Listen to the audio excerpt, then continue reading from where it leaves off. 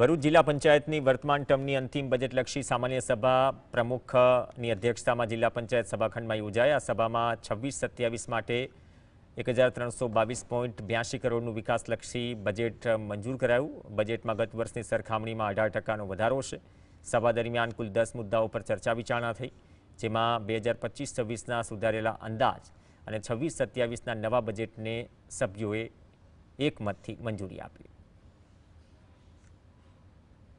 આ બજેટ જે રજૂ કરવામાં આવ્યું છે એ ગઈ સાલના જે બજેટ છે એ બજેટ કરતાં ગઈ સાલનું જે બજેટ હતું રાજ્ય પ્રવૃત્તિ અનુદાન સાથેનું 1122.72 કરોડ રૂપિયાનું, એ ગયા વર્ષનું બજેટ હતું એનામાં આજે ગૌરવ સાથે અમે કહી રહ્યા છીએ કે એમાં 18%ના વધારા સાથે 1322.82 કરોડ રૂપિયાનું ભરૂચ જિલ્લા પંચાયતનું ઇતિહાસનું સૌથી મોટું ભવ્ય અને વિકાસશીલ બજેટ આજે મંજૂર